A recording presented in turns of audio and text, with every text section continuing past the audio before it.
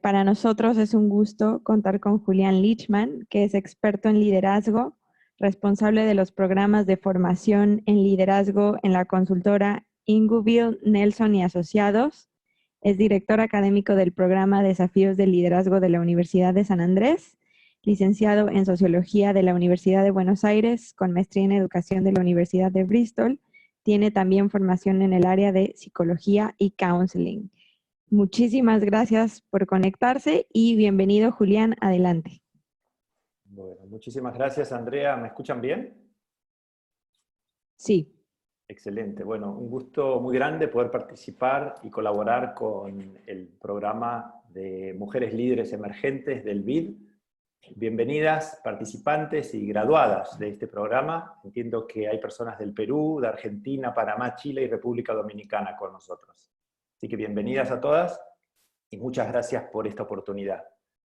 La invitación es poder reflexionar junto a ustedes en relación a la pregunta de este programa, que tiene que ver con cómo cada una de ustedes puede potenciar el propio liderazgo.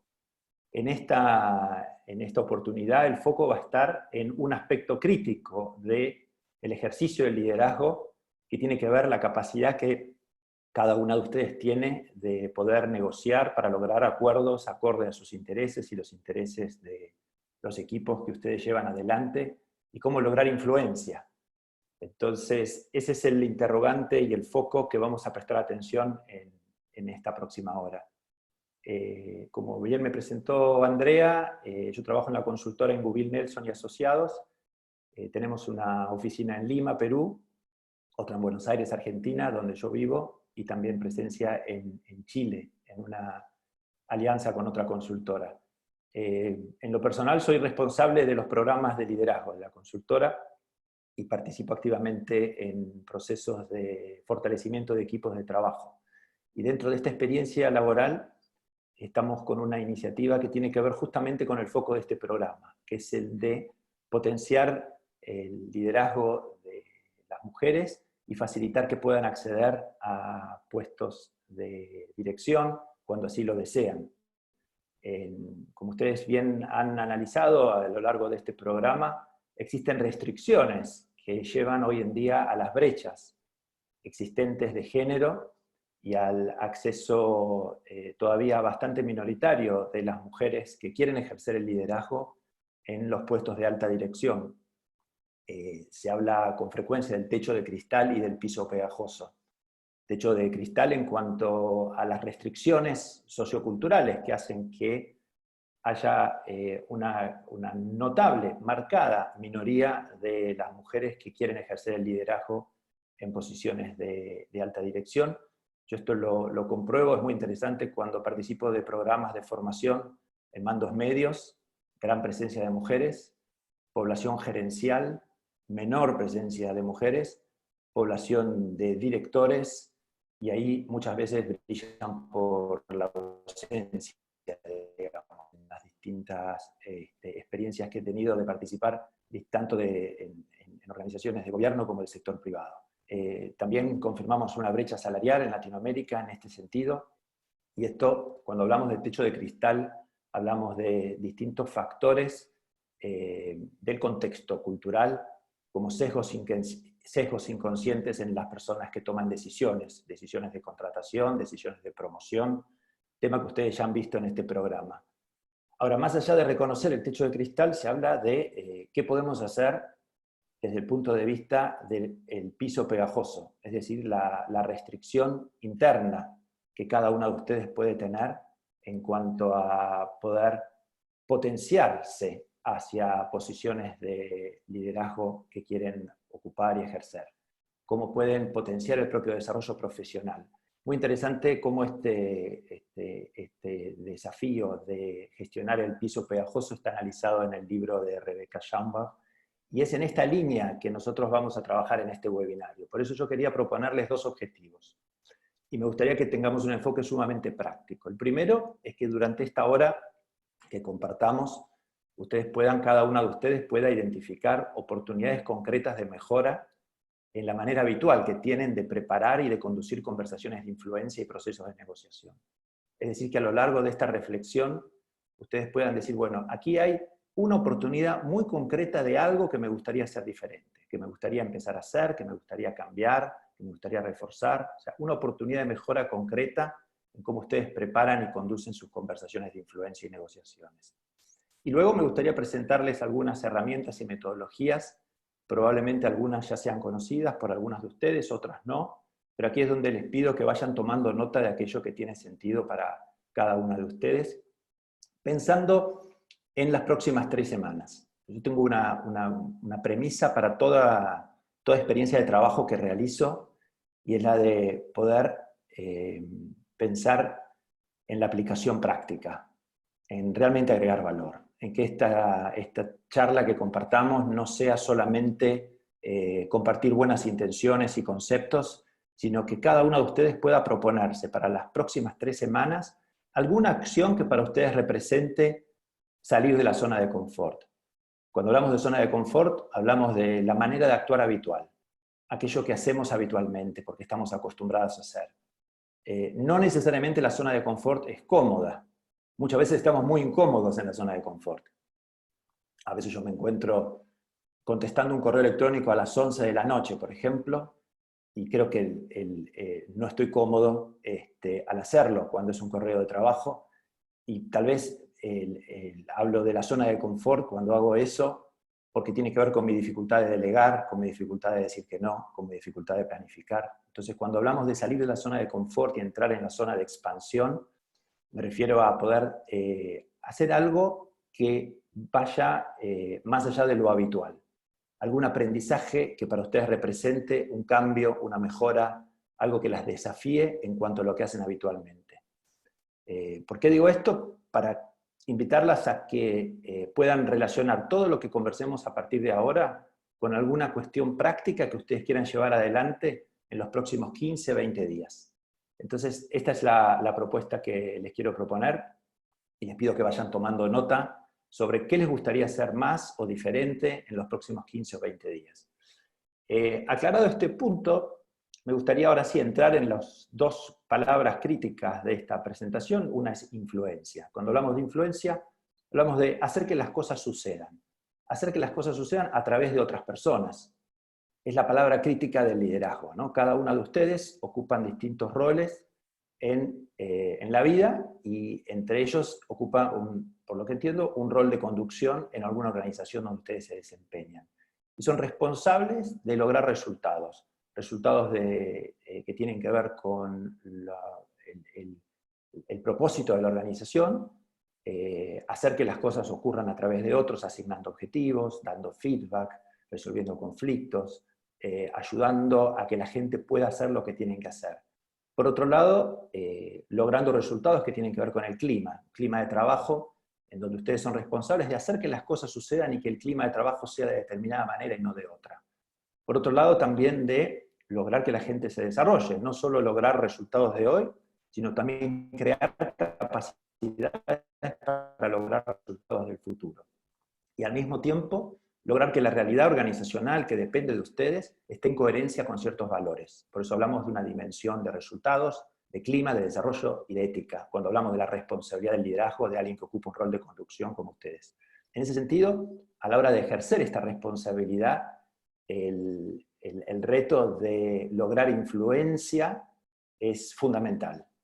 Entonces, aquí es donde quiero preguntarles a cada uno de ustedes que en el próximo minuto puedan escribir en el chat cuáles serían situaciones concretas, específicas del día a día de ustedes en las cuales a ustedes les gustaría desarrollar mayor influencia. ¿En qué relaciones? ¿En qué situaciones? Es decir, ustedes me pueden decir, Julián, nosotros ya ejercemos mucha influencia. Bien. Ahora, si hubiera alguna situación en la cual les gustaría poder tener más influencia de la que tienen, ¿qué situación sería?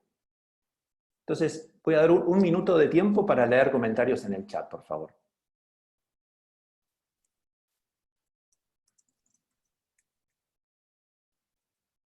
Por ahora no veo ninguno. Ahí empieza, Tania, muchas gracias. Tania, Valeria, que aprueben mis proyectos.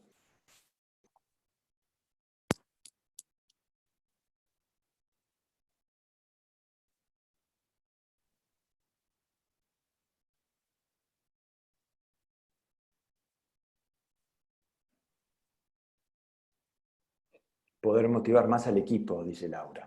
Excelente.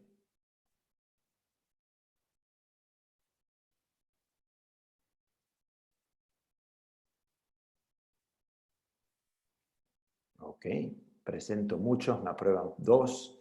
En una negociación paritaria con un gremio, por ejemplo, que consulten los presupuestos a asignar, que se logren observar para identificar si están dando lo mejor de sí.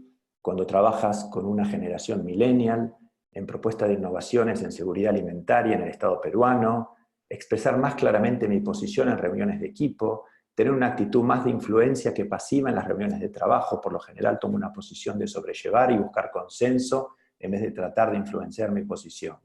Excelente. Que se aprueben proyectos que tienen posibilidades de ayudar a los otros locales. Excelente. Bueno, esto ya me sirve para conectarme con algunas de ustedes en cuanto a los ámbitos donde les gustaría poder ejercer más influencia y lograr que los programas se transformen en políticas. Cada vez que hablamos de un reto de influencia, hablamos de nuestra manera de poder impactar en decisores, en personas que toman decisión. Muchas veces llevamos las conversaciones de influencia a la mesa equivocada, las llevamos a conversaciones con personas que no deciden. Muchas veces para poder lograr la influencia que deseamos, necesitamos poder prestar atención no solo a lo que la persona nos dice, sino también a lo que la persona piensa. Veamos este ejemplo. Supongamos esta persona, aquí en la foto, le dice a una persona que coordina de su equipo: Romina, necesitamos que nuestras reuniones de equipo sean más participativas. Quiero por favor que me ayudes a pensar cómo lograrlo. ¿Quieres por favor ir pensando algunas ideas y las conversamos mañana? Entonces, ¿qué es lo que está haciendo esta mujer? Está conversando con una colaboradora de su equipo, tratando de involucrarla en generar un cambio en las reuniones de equipo. Quieren que sean más participativas. Entonces, le propone una reunión para poder pensar juntas cómo lograr esta iniciativa y llevarla adelante. ¿Qué le contesta a su colaboradora Romina? Le dice: sí, María Paula, me ocupo. Entonces, cuando le pregunto a María Paula, ¿cómo te fue en la conversación con Romina? Probablemente me diga: bien. ¿Lograste influir en tu colaboradora, en Romina, tanto como te gustaría? Probablemente piense que sí. Sin embargo, miren qué es lo que piensa Romina mientras le contesta a su jefa: sí, María Paula, me ocupo. No lo puedo creer, piensa. María Paula, otra vez me está pidiendo que me ocupe de cosas que me interfieren con mi trabajo. Este es un ejemplo ficticio que probablemente nos haga pensar en situaciones en donde muchas veces alguien nos dice que sí, alguien hace lo que le pedimos que haga, pero ¿cuáles son sus pensamientos? ¿Cuál es su motivación? ¿Cuáles son sus creencias? Por eso, cuando hablamos de mejorar nuestra capacidad de influencia, me gustaría invitarlas a pensar en no solo lo que las personas de nuestro entorno realizan, que obviamente los resultados van a depender de sus acciones, pero cuando queremos influenciar, podemos poner foco no solo en las conductas observables, sino también en cuáles son las emociones, los pensamientos, las intenciones subyacentes, y cuáles son las creencias, las necesidades y la identidad de la persona, desde donde surgen estos pensamientos e intenciones. Por lo tanto, cuando hablamos con María Paula, la jefa de esta persona, Romina, sobre su desafío para lograr influenciar en su colaboradora, probablemente no solo se trate de invitarla a una reunión, sino también de conversar con ella sobre sus creencias, sobre cómo se siente con esta iniciativa, y no solo hablar, sino también poder escucharla. Sobre esto me gustaría después poder desarrollar en mayor detalle, pero quería dejar claro que parte del desafío de influencia tiene que ver con generar conversaciones que sean conversaciones significativas. No solo conversaciones para coordinar acciones, sino conversaciones también sobre las creencias de las personas con quienes trabajamos. Conversaciones no solo para hablar, sino conversaciones también para poder escuchar desde espacios de cercanía y confianza. Aclarado ese punto, otra dimensión de la influencia tiene que ver también con cómo gestionamos nuestras redes informales y cómo armamos alianzas y coaliciones con las personas de nuestro entorno.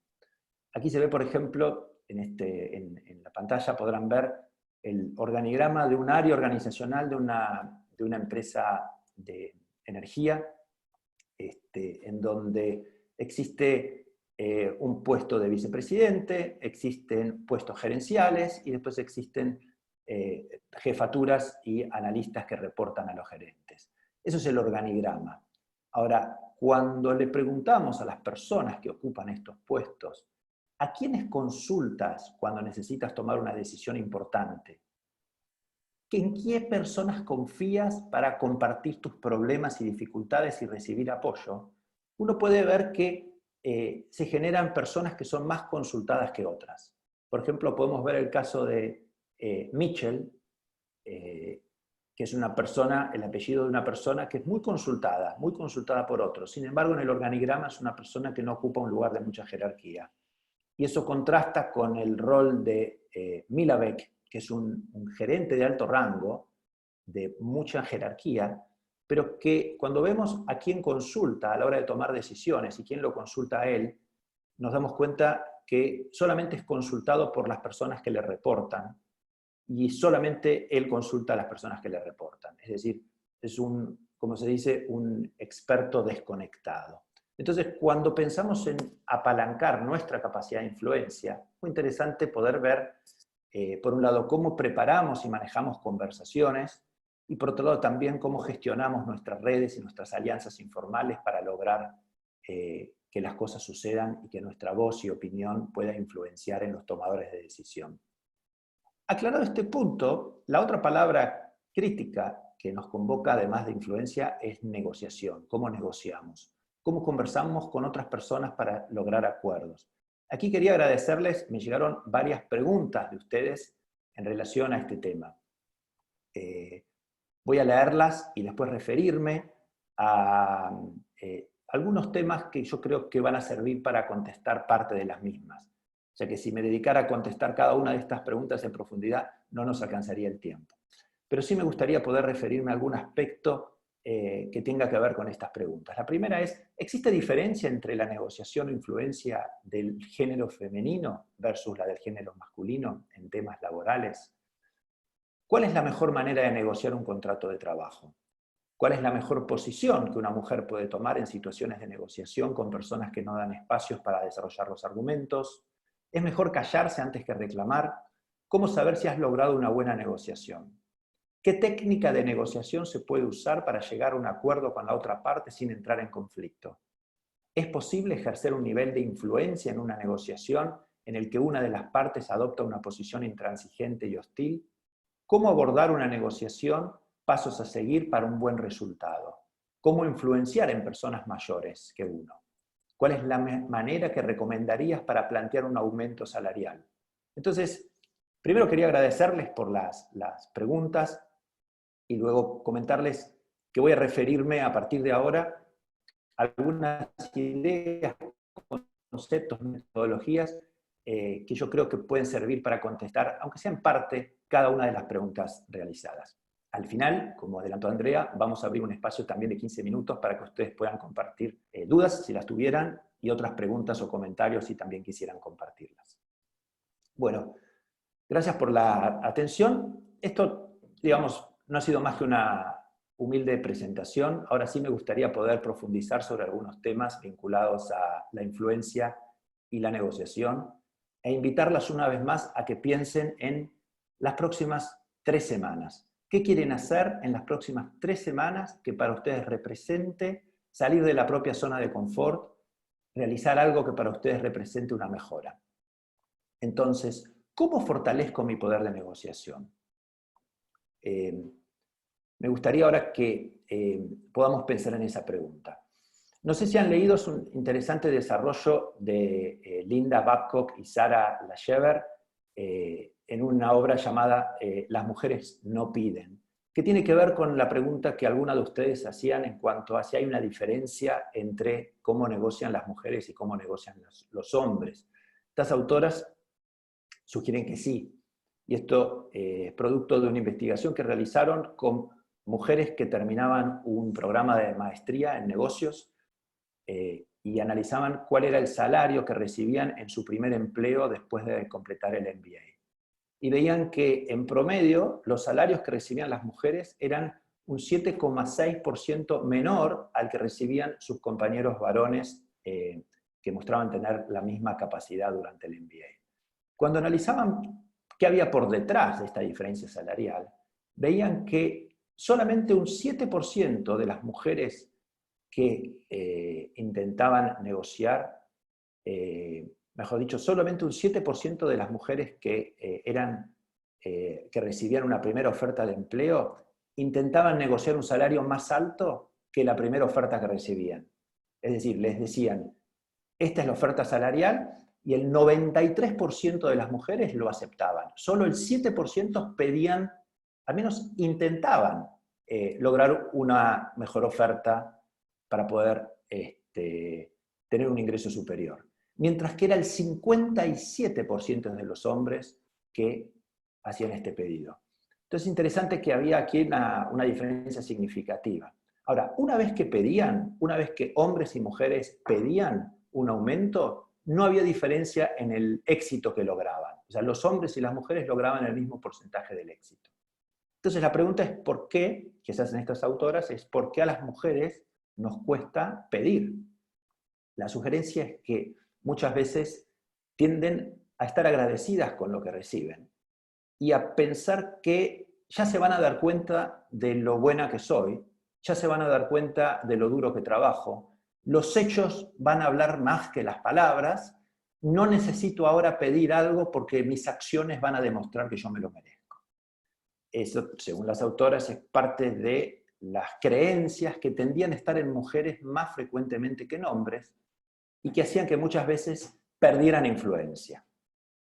Por otro lado, veían que en mayor caso que en los hombres, en el estudio que hicieron, las mujeres tendían a preferir no confrontar, por tener miedo a que hubiera alguna represalia o que se dañara la relación.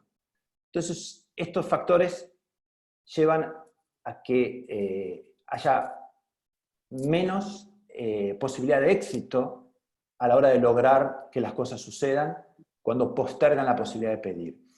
Y la sugerencia es que esto no es casual, tiene que ver con un contexto sociocultural en donde es habitual que las mujeres que pidan no sean percibidas tan positivamente como los hombres que piden, sean vistas como menos amables y más demandantes, producto de otra investigación sobre el tema. Entonces, teniendo en cuenta que hay incentivos para no pedir y una educación que lleva a que muchas mujeres hayan aprendido esto de no pedir, parte del desafío, si queremos lograr más influencia, es poder animarse a pedir, no tener vergüenza de pedir, y tener claro que cuanto más uno pida, más posibilidades hay de lograr éxito. Esto puede sonar una verdad de perogrullo, de sentido común, sin embargo es interesante cuando reflexionamos en nuestras propias vidas, hasta qué punto realizamos todos los pedidos que nos gustaría realizar o los postergamos por algún motivo, una creencia inconsciente.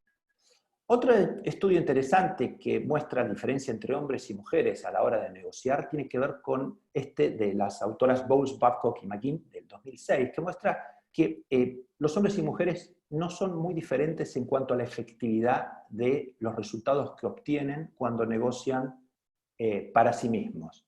Pero las mujeres son mucho más efectivas que los hombres, según este estudio, cuando negocian para otros, cuando son representantes de otros.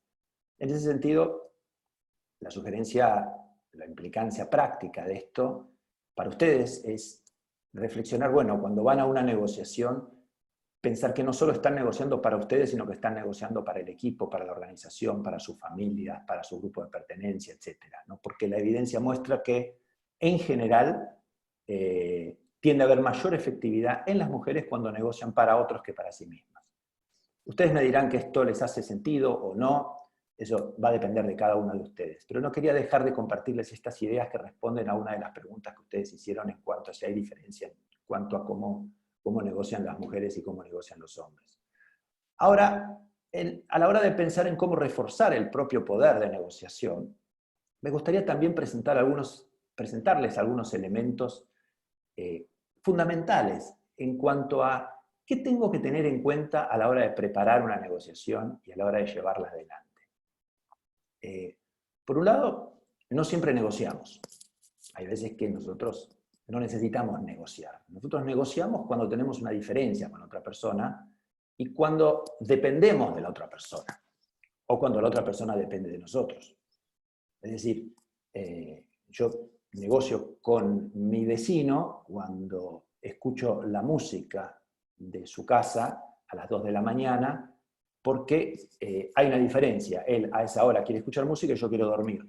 Y también porque dependemos uno del otro, porque estamos uno al lado del otro. De la misma manera que yo negocio con un proveedor, porque me da un servicio del cual yo dependo, y porque me entrega una calidad que no es la que yo quiero. O sea, tenemos una diferencia y tenemos una dependencia.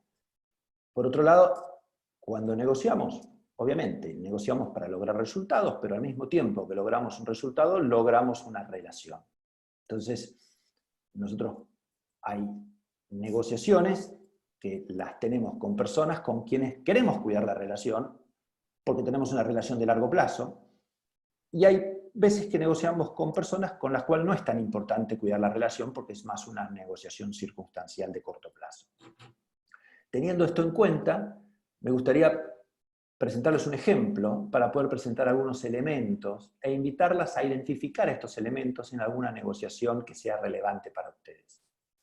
En este ejemplo hay dos colegas, Jorge y Estela, trabajan juntos en una misma área de una organización y comparten ciertos recursos.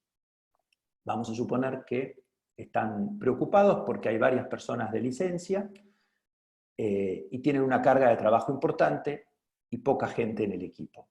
Entonces, en este contexto, les han asignado la colaboración de un pasante, una persona que va a trabajar 8 horas en la oficina y están muy contentos. Pero a la hora de ponerse a conversar sobre cuál va a ser el tiempo de este pasante, Estela quiere que trabaje full time para el proyecto que ella conduce, y Jorge no quiere. Jorge quiere que sea mitad del tiempo para Jorge y mitad del tiempo para Estela. Esto se llama poder plantear las posiciones de un conflicto, lo que plantea cada uno. Estela argumenta a favor de su posición y le comenta a Jorge que tiene más carga laboral que él, y esto por lo tanto la lleva a jornadas más extensas. Jorge dice que puede ser que ella se quede más tiempo en la oficina, pero que eso tiene que ver con cómo cada uno administra sus tiempos y que los recursos de la oficina tienen que distribuirse de manera equitativa. Por algo son un equipo y no tienen que pensar que los recursos van a ir para uno más que para el otro. Argumentos que defienden las posiciones. Un concepto importante cuando analizamos una negociación es ver no solo qué pide cada uno, qué quiere cada uno, sino también cuál es nuestra alternativa, o como se llama el MAN, la mejor alternativa al acuerdo negociado. ¿Qué significa la alternativa? La alternativa es qué hago fuera de la mesa de negociación, es decir, qué puede hacer Estela para cuidar sus intereses si no se pone de acuerdo con Jorge. ¿Cuál es su plan B? Y la alternativa de Jorge es qué puede hacer él para responder a sus intereses si no se pone de acuerdo con Estela. ¿Por qué presento esta idea de alternativa? Porque analizar la alternativa nos habla del equilibrio de poder. En este caso, por ejemplo, si no se ponen de acuerdo, probablemente la alternativa sea una alternativa muy común en las organizaciones cuando los pares no se ponen de acuerdo, que es acudir al jefe, para que sea el jefe el que resuelva el conflicto. Es una alternativa muy costosa, porque involucra el tiempo de personas de más jerarquía, porque en general la decisión que toma el jefe no siempre es la mejor informada, y porque muchas veces no se resuelve el conflicto, se resuelve la disputa, pero la relación queda en malos términos entre Estela y Jorge una vez resuelta la disputa. De todas maneras, esta sería probablemente la alternativa de ambos. Ahora, cuando a nosotros nos toca negociar, el ver, bueno, ¿cuál es mi alternativa? ¿Qué hago si no llego a un acuerdo con el otro? ¿Y qué alternativa tiene la otra parte para llegar a un acuerdo conmigo? Nos ayuda a entender qué equilibrio de poder tenemos o no. Porque puede ser, por ejemplo, el caso de que Estela tenga mucha más influencia en su jefe que Jorge. Puede ser que Jorge tenga la reputación de ser una persona muy conflictiva, y entonces la idea de que tenga visibilidad este conflicto con Estela, para él tenga un costo mucho más alto que para Estela, que tiene una reputación de ser alguien colaboradora, que siempre logra acuerdos y que genera un buen clima de trabajo. Entonces, no siempre la alternativa de la otra persona es igual a la propia, y poder analizar esto es un elemento de gran relevancia. Por otro lado, existe la posibilidad de que esta negociación se resuelva de manera distributiva. ¿Qué significa eso? Cuando hablamos de distribuir valor, hablamos de partir la diferencia, o de lograr que la otra parte haga una concesión a mi favor. Por ejemplo, en este caso, después de negociar, puede ser que Estela y Jorge logren un acuerdo que sea aceptable para ambos, y es que el pasante trabaje de 9 a 14 horas para Estela y de 15 a 18 horas para Jorge. Es decir, 5 horas para Estela y 3 horas para Jorge. Si llegan a este acuerdo y es aceptable, es un acuerdo que puede ser un buen acuerdo para ambos. Pueden convivir con este acuerdo. Ahora, cuando hablamos de una negociación distributiva, hablamos de lo que se llama un juego de suma cero, que yo logro que haya una concesión de la otra parte a mi favor y la otra persona logra una concesión de mí hacia sus intereses. ¿Qué problema tienen las negociaciones distributivas? Muchas veces desgastan la relación y muchas veces dejan valor sobre la mesa. ¿Qué significa esto? Que son acuerdos subóptimos, es decir, acuerdos buenos, pero que pueden ser mucho mejor y pueden generar mucha más colaboración entre las partes si se generara una negociación creativa. Es decir, en vez de una negociación distributiva, lograr una negociación creativa. ¿Por qué creativa? Porque crea valor. Ahora, para crear valor, es interesante poder entender que cuando las posiciones están encontradas y la gente defiende sus posiciones con argumentos, esto no es más que la punta del iceberg. Por abajo de las posiciones están lo que se llaman los intereses, es decir, cuál es la preocupación, la principal motivación, la principal necesidad, el principal interés que tiene cada una de las partes cuando pide lo que pide. En otras palabras, ¿qué significa para Estela querer que el pasante trabaje 8 horas solo para ella?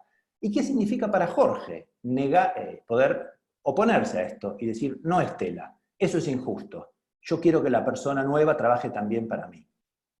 ¿Cómo podemos entender lo que significa esto para cada una de las partes? Es fundamental poder tener una relación de confianza, fundamental poder tener una conversación, fundamental poder conocer más sobre la persona. Por eso, una vez que uno se encuentra ante una disputa, en una negociación, es interesante poder analizar las posiciones, pensando en qué significa esto para cada una de las partes. A esto viene el famoso cuento de la naranja, que está en el libro Getting to Yes, en castellano, Sí de acuerdo, de Fisher y Ury, donde dos hermanas se pelean por una naranja y viene la madre y parte la naranja por la mitad. Le da una mitad a una niña y le da la otra mitad a la otra. Cuando le preguntamos a la madre por qué hizo eso, nos dice que porque quiere darle una lección a sus hijas de que los conflictos hay que resolverlos de manera equitativa y justa. Cuando le preguntamos a la madre qué querían sus hijas, dice, las dos querían la naranja. Vamos a la escena 2 de la historia, una hija va con media naranja a su habitación, toma el jugo y tira la cáscara de la naranja a la basura, y la otra va a la cocina, agarra una receta y bate los huevos, pone harina, azúcar, canela, polvo para hornear, raya la cáscara de media naranja y pone una torta, un pastel en el horno cocinando esta torta que llevaba cáscara de naranja en la receta. ¿Qué hace la madre cuando ve el jugo de media naranja en la basura, en la cocina? Se da cuenta que podría haber logrado que sus hijas tengan un mejor acuerdo si se hubiera hecho la pregunta de los intereses. Y la pregunta de los intereses es, ¿para qué quieres lo que pides? ¿Qué significa esto para ti? Luego de conversar con Estela, nos enteramos que ella necesitaba a una persona 8 horas porque tiene demora en ciertos proyectos, necesita cuidar ciertos compromisos asumidos, y realmente con menos de 8 horas le parece que no lo va a lograr. Por otro lado, para Estela es importante que le asignen una persona porque ella considera que viene trabajando muchísimas horas en los últimos meses y muchísimo más que su compañero Jorge en la oficina. Y le parece que le asignen una persona a su cargo y que colabore con ella es una manera de reconocer ese esfuerzo. Esos son los intereses de Estela. Ahora, cuando le preguntamos a Jorge, Jorge, ¿por qué te opones a que Estela obtenga 8 horas del tiempo de este pasante? Al principio nos dice muchos argumentos, pero después de escucharlo y establecer una relación de confianza con Jorge, nos damos cuenta que Jorge tiene 30 años de experiencia en esta organización, Estela tiene solamente 3. Y para él, que le asignen un pasante a Estela y a él no, es un daño a su imagen, al reconocimiento de su identidad. Él se está por jubilar y para él perder estatus es algo de mucha preocupación. Por otro lado, lo que más le gusta a Jorge es capacitar y compartir su experiencia con otros. Entonces, tener una persona a cargo le permitía la posibilidad de tener esta relación de mentoreo. Una vez que conocemos los intereses de las partes, ahí es mucho más fácil hacerse la pregunta de las opciones. Y la pregunta de las opciones es, ¿cómo podemos hacer nosotros o nosotras para lograr un buen acuerdo? En este sentido, en este caso, era imposible pensar esto sin conocer los intereses. Cuando decimos un buen acuerdo, nos referimos a un acuerdo que sea satisfactorio para los intereses de todos los involucrados. Conociendo los intereses, podemos pensar que el pasante trabaje full time para los proyectos de Estela durante el tiempo que duren estos proyectos, próximos 3 meses, que durante este tiempo Jorge sea el mentor de este pasante, colaborando con el proyecto de Estela, como mentor de esta nueva persona, y que una vez que terminen estos 3 meses y que Estela pueda cumplir sus compromisos, puedan reevaluar cómo va a distribuir su tiempo. Para generar estas opciones, obviamente, necesitamos conocer los intereses y necesitamos una relación de colaboración. Entonces, yendo a una de las preguntas que ustedes planteaban, ¿qué características tiene un acuerdo exitoso? Por un lado, tiene que ser mejor a mi plan B, es decir, mejor a mi alternativa. Si yo tengo una alternativa buena y lo que me ofrece la negociación no es tan bueno como este plan B, mejor no aceptarlo. Tiene que responder a mis intereses, tiene que cuidar la relación, no dejar valor sobre la mesa y ser sustentable. Para ser sustentable necesita también cuidar los intereses de la contraparte. En ese sentido, a la hora de prepararnos para una negociación, ¿tenemos claridad sobre nuestros intereses? Muchas veces mi experiencia es que no. Ejemplo, a veces, por ejemplo, queremos que una persona salga del equipo, no nos gusta cómo trabaja. Y hay un colega que dice que esta persona se quede en el equipo. Y nosotros decimos, no, que se vaya, que se quede, que se vaya, que se quede. Ahora, ¿cuál es nuestro interés? Nuestro interés no es que la persona se vaya o se quede. ¿Qué significa para nosotros que la persona se quede? Puede ser, por ejemplo, que nos preocupe cómo influye en el clima laboral. ¿Y qué significa para la otra persona, para nuestro colega, que la persona se vaya? Puede ser, no sé, tendremos que escucharlo, pero digamos, muchas veces cuando negociamos nos quedamos muy como amarrados a nuestra posición y no tenemos la capacidad de reflexionar y poder poner sobre la mesa qué significa esto que pedimos para nosotros. Por otro lado, para poder plantear con honestidad esto, necesitamos una relación de confianza y colaboración. Muchas veces el principal obstáculo para generar esta relación de confianza y colaboración es nuestra emocionalidad. Muchas veces ante el conflicto, nuestra emocionalidad es el miedo. Y desde el miedo, nuestro tono de voz, nuestra mirada, nuestra actitud, nuestra manera de hablar, es poco probable que genere un espacio de confianza donde podamos compartir abiertamente sobre nuestros intereses. Por eso, algo fundamental para prepararse para una negociación es tomar conciencia de la emocionalidad y poder decir, ¿qué necesito para llegar a esta conversación con una emocionalidad de confianza y apertura? Por otro lado, escuchar antes de hablar, entender antes de proponer, comprender antes de tratar de llegar a una solución. Muy difícil esto con personas que tenemos ansiedad y que no soportamos la incertidumbre. Y la negociación requiere poder estar con la incertidumbre, sostener emocionalmente un espacio de curiosidad, de aprendizaje, de no saber, y postergar el momento de hablar hasta después de haber entendido no solo qué dice la otra persona, sino qué significa para la otra persona lo que nos dice. En ese sentido, es otra actitud, digamos, crítica que podemos recordar en el momento de prepararnos para una negociación.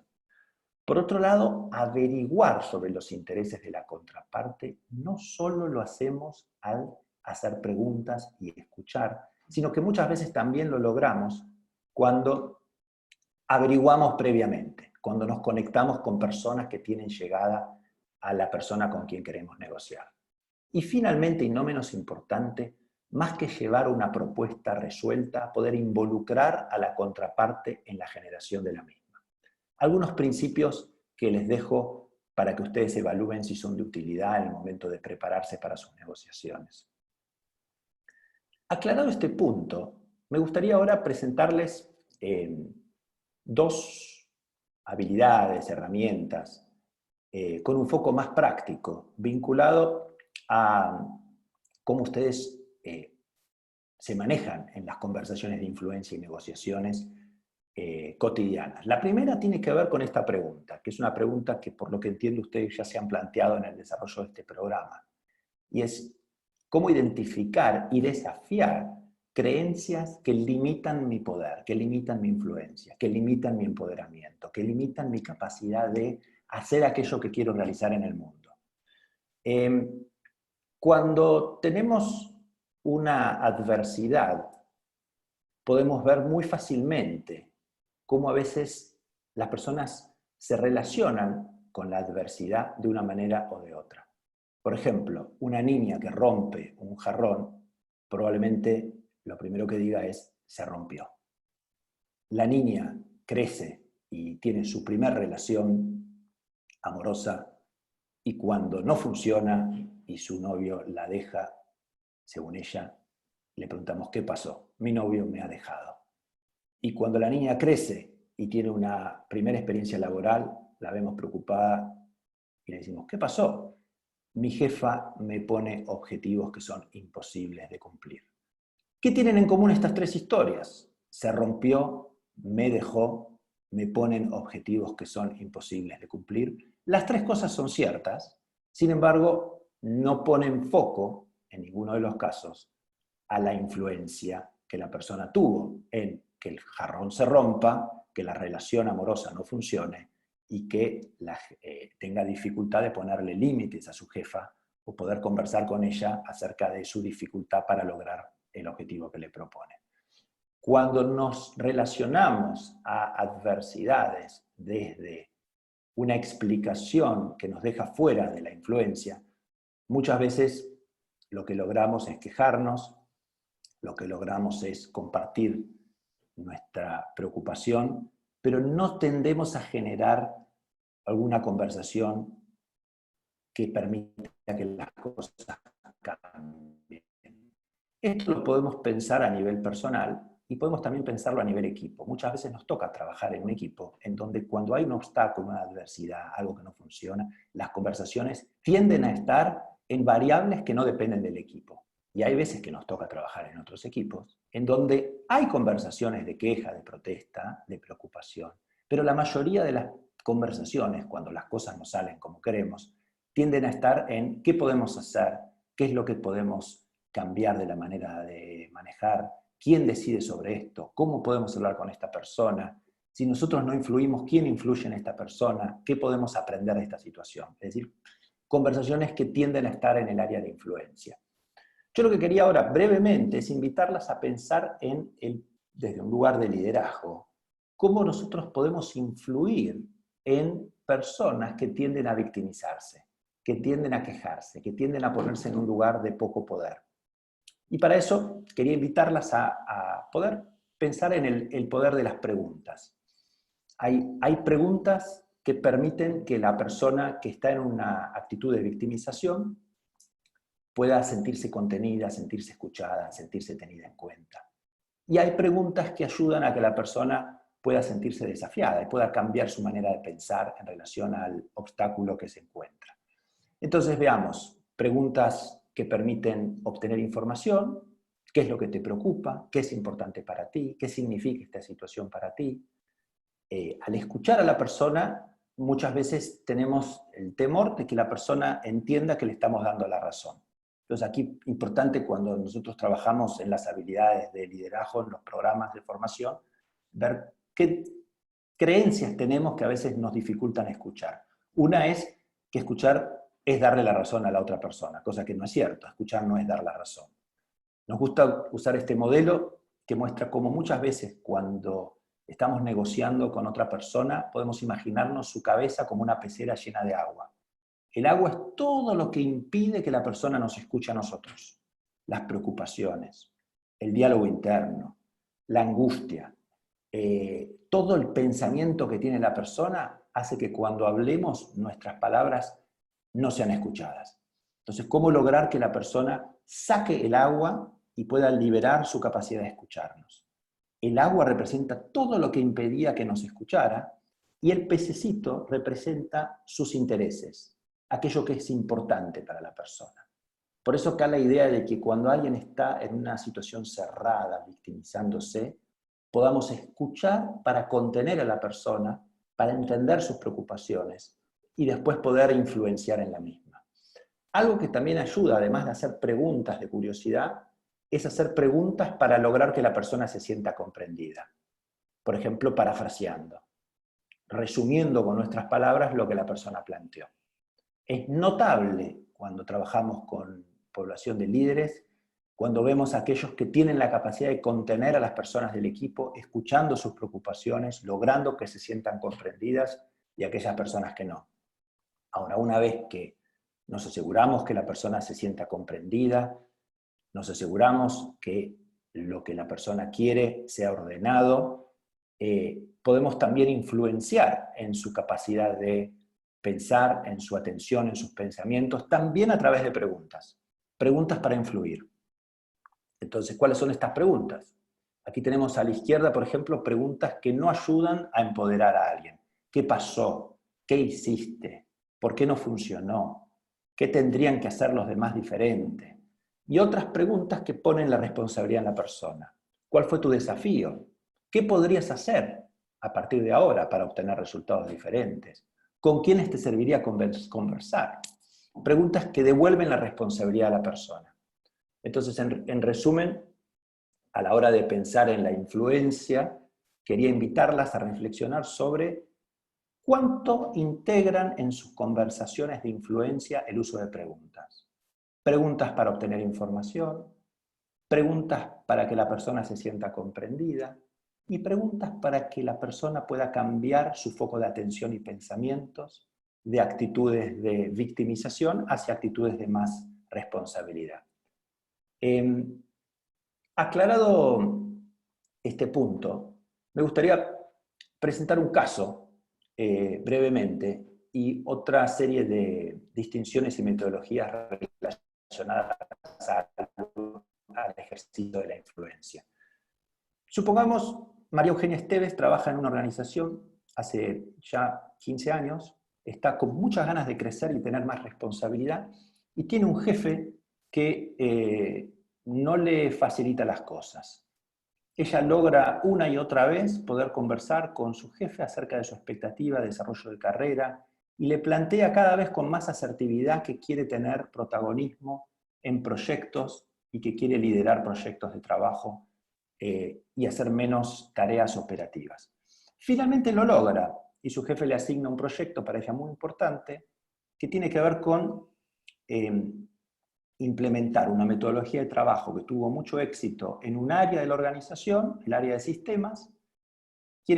Van a tener que implementar esta metodología de trabajo más colaborativo, en otras áreas, para ver si se puede escalar al resto de la organización.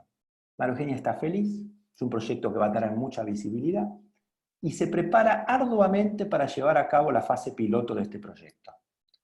Su cliente interno la va a acompañar, es un gerente de un equipo, en donde se va a hacer la fase piloto.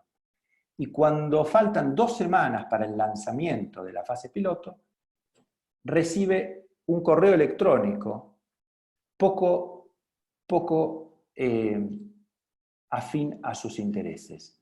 Cuando falta poco tiempo para la fase piloto, el correo electrónico le plantea: María Eugenia, lamentablemente vamos a postergar la implementación de este proyecto porque tenemos otras prioridades.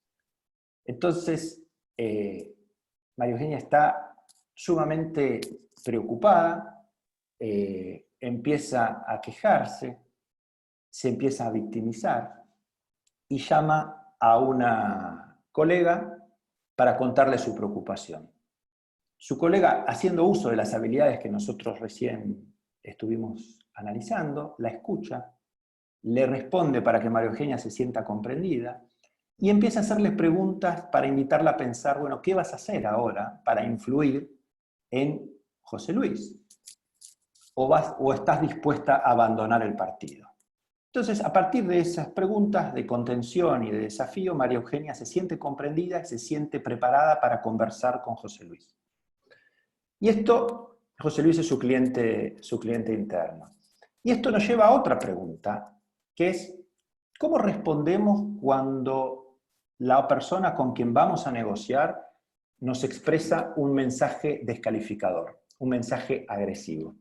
Vamos a suponer, en el caso de María Eugenia, que cuando toma coraje después de recibir un correo electrónico en donde José Luis le plantea que no va a colaborar con la implementación de este proyecto, lo llama por teléfono y cuando está conversando con José Luis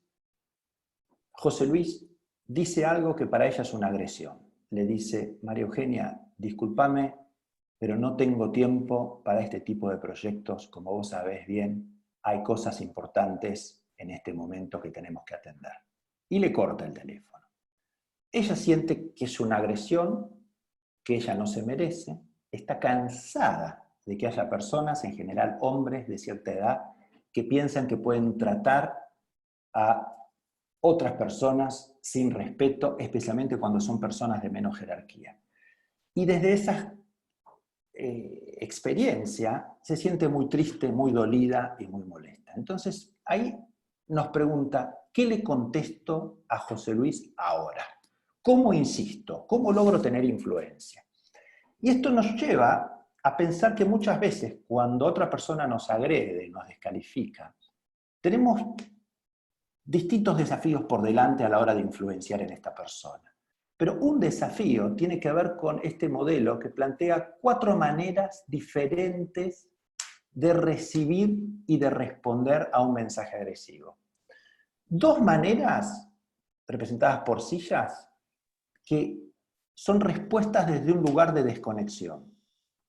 La primera manera que llamamos de desconexión es la manera defensiva. Cuando escuchamos que lo que la otra persona dice tiene que ver con nosotros. Por ejemplo, José Luis le dice: no tengo tiempo para este tipo de cosas, necesito ocuparme de temas importantes, dando a entender que el proyecto de ella no es importante. Entonces, en estos casos es habitual que querramos defendernos. ¿Cómo nos defendemos? Defendiendo literalmente nuestro proyecto, explicando por qué es importante, o a veces nos defendemos cuestionando a la otra persona. Podemos decirlo: José Luis, ayer lo vi jugar a las cartas en el comedor de la organización, lo vi jugar a las cartas, así que por lo visto usted sí tiene tiempo para temas como el que yo le planteo. O sea, muchas veces la defensa es justificarse, muchas veces la defensa es el ataque. Cada vez que nos defendemos, logramos de la otra parte, obviamente, una actitud defensiva mucho menos probable, mucho menos propicia, a generar un acuerdo. Otra manera habitual de responder a un mensaje agresivo es cuando también pensamos que lo que dice la otra persona tiene que ver con nosotros, pero en vez de defendernos nos culpamos. En este caso, por ejemplo, puede ser que María Eugenia, cuando José Luis le diga que su proyecto no es importante, piense un montón de cosas negativas sobre sí misma. Evidentemente acá yo no logro hacer nada, a diferencia de otras personas no puedo lograr que me tomen en serio, siempre fui igual, nunca sirvo para nada, etcétera, etcétera, etcétera. En el caso 1 y en el caso 2, ante la agresión de la otra persona, pensamos que lo importante tiene que ver con nosotros, quiénes somos, cuánto el otro habla de nosotros. Cuando cada vez que alguien emite una agresión, como en este caso, en realidad nos está contando que algo a la persona le pasa, algo le preocupa, y evidentemente nos percibe como una amenaza. ¿Y por qué nos percibe como una amenaza? No quiero decir con esto que cada vez que alguien nos agrede nos percibe como una amenaza, pero sí en una negociación como esta. Muy frecuentemente, cuando alguien expresa sus pensamientos de manera descalificadora, es porque nos percibe como una amenaza. Entonces, un primer paso para generar conexión es, antes de vincularme con la otra persona, conectarme con mí misma o con mí mismo y ver cómo me siento ante esto que está diciendo. ¿Por qué me duele tanto que diga que mi proyecto no es importante? ¿Qué me da miedo? ¿Por qué me cuesta pensar que voy a poder insistir en esta negociación con José Luis? ¿Cómo voy a lograr tener un lugar interno de confianza para poder encarar esta conversación? Este espacio de conexión con una misma es fundamental en este caso para que ella pueda invitarlo a José Luis a un almuerzo, como hace finalmente, y poder vincularse con José Luis, escuchando su preocupación, entendiendo qué le preocupa tanto de implementar esta fase piloto, cuáles son sus preocupaciones, y poder desde ese espacio de empatía reenmarcar el problema y plantearle a José Luis la posibilidad de resolver este desafío de una manera que responda a sus intereses y que también responda a los intereses de María Eugenia. Entonces, ¿qué quiero decir con esto? Que cuando muchas veces queremos influir en una persona, expresa sus pensamientos de una manera agresiva, muchas veces el obstáculo no es lo que nos dice, sino cómo vivimos lo que nos dice. Y muchas veces lo que podemos aprender es a identificar en nosotras mismas, en nosotros mismos, formas de respuesta que generan desconexión, de formas que nos permiten poder encontrar un espacio de diálogo orientado a entender los intereses de cada una de las partes y generar después una búsqueda de soluciones creativas al servicio de los intereses de ambas partes. Entonces aquí la pregunta que quería hacerles es, teniendo en cuenta estas 4 maneras de responder a un mensaje agresivo, ¿cuál sería una situación recurrente en ustedes, en la vida de ustedes, en las cuales les gustaría poder responder de un lugar de mayor conexión e influencia? O dicho de otra manera, ¿en qué situaciones se les disparan creencias y pensamientos que las inhiben y que impiden que puedan generar una mesa de diálogo informal para escuchar a la otra persona, para poder en un papel y lápiz escribir los intereses de la otra persona, escribir los propios intereses e invitar a la contraparte a entender que ustedes, ante la agresión, la descalificación y los mensajes que no sean tan felices, no van a dejar de insistir, sino por lo contrario van a crear un espacio profesional de diálogo orientado a la resolución colaborativa del problema en cuestión. Aclarado este punto, antes de abrir un espacio de preguntas y comentarios, quería cerrar esta presentación con una frase de este libro que recomiendo, de ¿Por qué tantos hombres incompetentes se convierten en líderes?, de Tomás Chamorro Premusic, ya traducido al castellano, que dice que la humildad, la inteligencia emocional y la consideración por los demás son cualidades que están, según la evidencia, más presentes en mujeres que en hombres, y que son fundamentales hoy en día para liderar efectivamente los equipos de alto desempeño.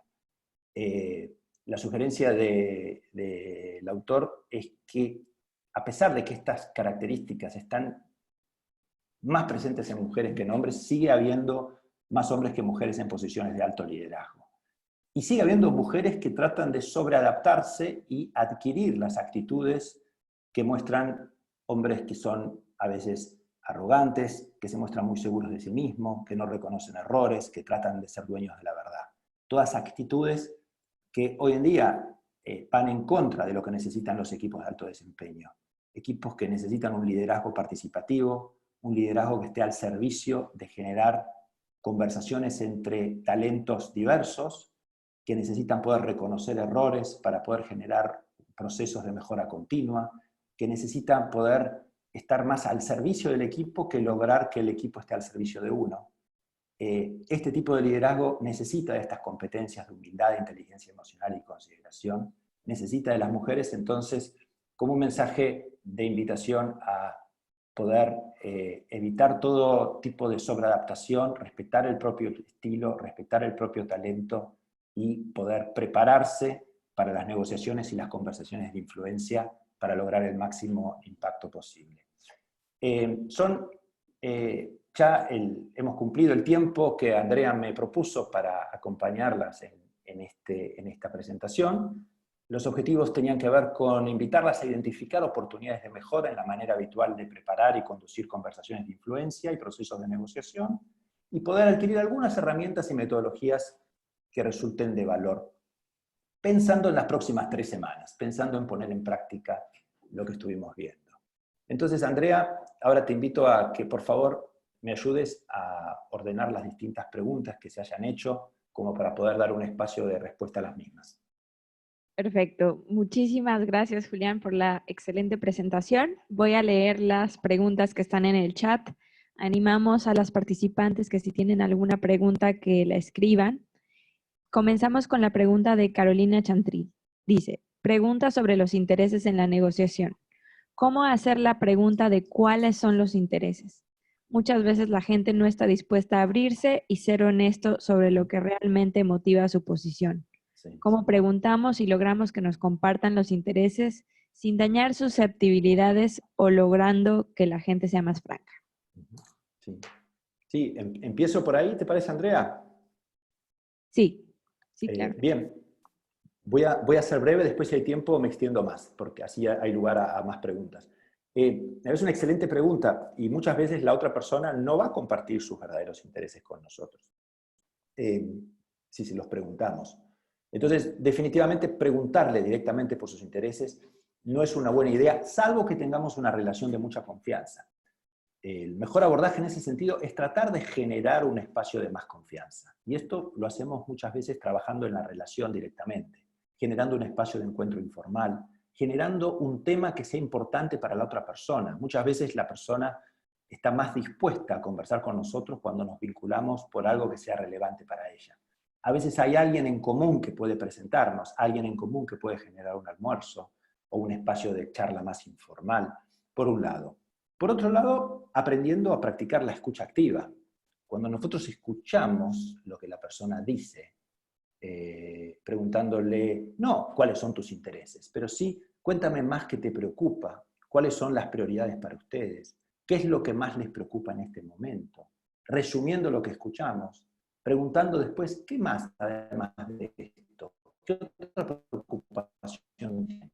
Es otra manera que podamos entender. Una vez que hacemos estas preguntas y nosotros hacemos una propuesta que respondería a estos intereses y la persona no acepta nuestra propuesta, también es señal de que evidentemente hay otros intereses subyacentes. En ese caso podemos o bien indagar, a ver, que entiendo que tienes otras preocupaciones por las cuales no aceptarías esta propuesta, ¿cuáles serían estas preocupaciones? O poder también consultar a una persona de confianza del decisor, preguntándole si tenemos acceso, ¿cuál te parece que sería la preocupación de esta persona?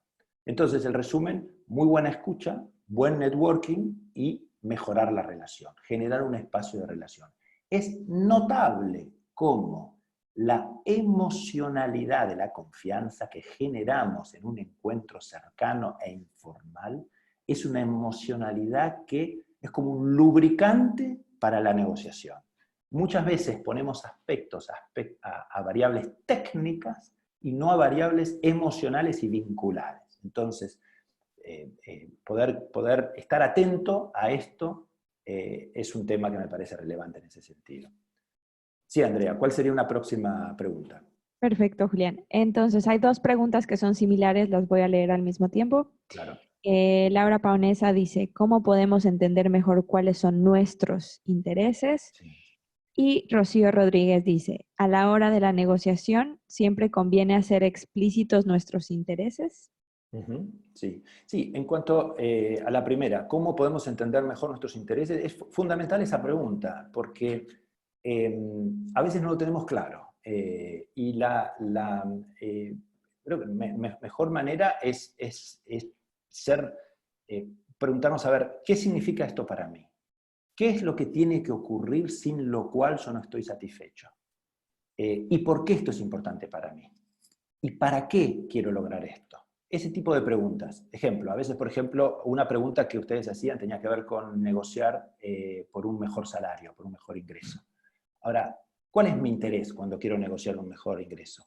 Estoy preocupada por mi desarrollo profesional, porque veo que hay otras personas que están adquiriendo eh, más remuneración que obtengo yo, o es realmente que tengo una necesidad económica actual, puntual, que me preocupa, o es el hecho de que en realidad lo que más me duele es que no se reconozca todo el aporte que yo realicé en el último año, y me parece que la mejor manera de reconocerlo es la remuneración. O sea, a veces parece obvio, uno dice, no, lo que quiero es más dinero, pero ¿qué significa esto para mí en este momento? Poder tener claridad sobre esto nos permite, y esto voy a la segunda pregunta, si conviene explícito o no hacer, si conviene hacer explícito o no nuestros intereses. Yo diría, definitivamente sí, en algún momento de la negociación, no necesariamente al comienzo de la negociación, porque hay que ver qué uso va a hacer la otra persona de esa información y si va a ser un uso que cuide nuestros intereses o que no los cuide. Entonces, yo iría de a poco generando un espacio en donde las dos partes podamos poner sobre la mesa nuestros intereses y crear las condiciones para poder sí explicitar los intereses en un espacio de colaboración. En caso de que no haya un espacio de colaboración, hay que evaluar si hacemos o no explícitos nuestros intereses. Muchas veces sí lo vamos a hacer. Por ejemplo, podemos estar negociando con nuestro jefe o jefa, querer participar de una reunión. Y podemos decirle, mire, mi interés aquí no tiene que ver solo con participar en la reunión, sino quiero dejar claro que mi interés es tener los mismos derechos que mis compañeros hombres. Y yo veo que una y otra vez usted toma decisiones en donde veo que hay ciertas personas, curiosamente hombres, que se ven incluidos en espacios donde se comparte información y yo no soy incluida. Eso va en contra de mis intereses. Entonces, uno puede ser explícita en ese sentido cuando quiere hacerlo, pero es importante poder decidirlo. Yo no diría por default que siempre hay que ser explícito al comienzo de la negociación, ¿no? ¿Qué otra pregunta, Andrea? Perfecto, gracias, Julián. Tenemos una última pregunta de Tania Sí. Vaquera, quien te felicita por la exposición. Dice que está muy contenta de haber participado. Quisiera hacer la pregunta resumiendo y siendo concreto. Si estoy esperando que me reconozcan el esfuerzo y no lo hacen, ¿qué herramienta o técnica puedo emplear para lograr que se entienda que lo que propongo es valioso? Sí, a ver, ahí hay dos cuestiones con el tema del reconocimiento. Yo no sé bien, Tania, a qué te refieres, pero voy a comentar sobre ambas y luego tú me dices si respondo o no a tu inquietud. A ver, uno realiza un esfuerzo en un proyecto, en un espacio laboral, y ese esfuerzo logra resultados. Muchas veces esos resultados y esa gestión que uno realiza no es reconocida. Entonces, uno, digamos, con razón, puede tener cierto fastidio en ese sentido, y cierta frustración y decepción. Y dice, ¿cómo logro que la persona reconozca el desempeño que he tenido? Muchas veces no vamos a cambiar la actitud de la otra persona. Hay jefes y jefas que podemos tener que, por algún motivo de su historia y su educación y sus creencias, no reconocen el buen desempeño de su equipo. Piensan que los logros extraordinarios es, digamos, algo que por eso se nos paga el sueldo y no hay motivo de andar hablando, destacando el desempeño, o hay temores de que si se expresa cierto reconocimiento puedan generarse ciertas expectativas que ellos nos pueden resolver, o no aprendieron el valor de reconocer a la gente, por lo que sea. Entonces digo, a veces no vamos a cambiar a nuestro jefa o a nuestro jefe. Ahora, lo que sí podemos hacer es generar una conversación, ya sea con él, con ella, o con otros actores, en donde quede claro lo que hemos hecho. Ejemplo, si hemos trabajado para un cliente interno o para un proyecto determinado, poder lograr que tenga visibilidad eso que hicimos de una forma que nosotros encontremos el reconocimiento, por más que no sea explícitamente mencionado por determinada persona. Dicho de otra manera, lograr reconocimiento, se puede lograr reconocimiento de muchas maneras. No necesariamente lograremos el reconocimiento de la persona que queremos que nos reconozca. Cuando el otro no nos reconoce, muchas veces tiene que ver con un problema de esa persona. Si nosotros queremos reconocimiento, decir, bueno, ¿qué acciones podemos generar que le den visibilidad a lo que realizamos ante ciertas personas que tienen interés en escuchar esto y que pueden llegar a valorarlo y apreciarlo? Entonces, digamos, eso es una línea de reflexión que se me ocurre. Por otro lado, yo no sé aquí, Tania, sí, tal vez porque tú dices, ¿qué puedo emplear para lograr que se entienda que lo que propongo es valioso? Eso ya me lleva a otra cuestión, que es más, muchas veces yo propongo algo que para mí tiene mucho valor, pero el interlocutor no lo entiende como tal. Eso es sumamente importante. Digamos, hablar no es comunicarse. Decir algo no es que el otro lo escuche. Decir algo no es que el otro lo entienda. Y decir algo valioso para mí no significa que sea valioso para el otro. Entonces, ¿por qué el otro no considera valioso lo que yo propongo? Entonces ahí eso tiene que ver con el otro. Entonces, ¿qué hago con el otro? Y lo que hago con el otro es le hago preguntas. Le digo, más que preguntarle qué le pareció lo que le entregué o lo que le comenté, le puedo decir, mire, me gustaría que me cuente dos fortalezas que usted ve en esta idea y dos áreas de mejora. O me gustaría saber qué piensa usted sobre esta iniciativa para poder analizar pros y contras.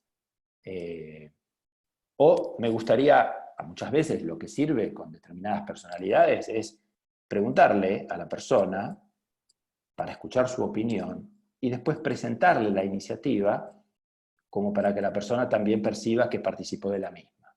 A veces nos toca hablar con personas que tienen prejuicios, preconceptos o lo que fuera, que en la relación con nosotros no nos valoran, no nos escuchan, no nos toman en serio. Y no importa lo que digamos, tienen preconceptos tan fuertes que hace que no vayan a escucharnos con curiosidad. Entonces, a veces nos sirve tener aliados para lograr que nuestra voz sea escuchada con otros, con otras, y a veces elegir otros espacios de trabajo, digamos, en donde nuestras voces puedan ser más escuchadas y tenidas en cuenta. Es decir, la vida es demasiado valiosa para estar en ámbitos donde nuestra voz no sea escuchada. Entonces, ¿cómo lograr que nuestra voz tenga eco? Por supuesto, insistiendo, por supuesto, generando vínculos de confianza, generando alianzas, y yéndonos a otro lugar cuando sea necesario, digamos. No sé, Tania, si esto responde a tu consulta. Aquí, Andrea, te pido ayuda, por favor, ya que no puedo leer el chat en este Sí, momento no hay de problema, Julián. manera integral. Son todas las preguntas que tenemos. Tania dice excelente respuesta. Sin embargo, las invitamos y los invitamos a que si tienen preguntas adicionales, nos la envíen al mail de RedProLead, que es redproleadbid@gmail.com, y se las haremos llegar a Julián. Y Julián, agradecemos mucho esta exposición. Julián estará escribiendo también un blog para la Red ProLead, en donde estaremos compartiendo más sobre este tema y también el video de este webinario. Muchas gracias a todos por participar y gracias, Julián. Muchas gracias, Andrea, y gracias a todas. Un placer haber compartido este espacio con ustedes. Que sigan muy bien.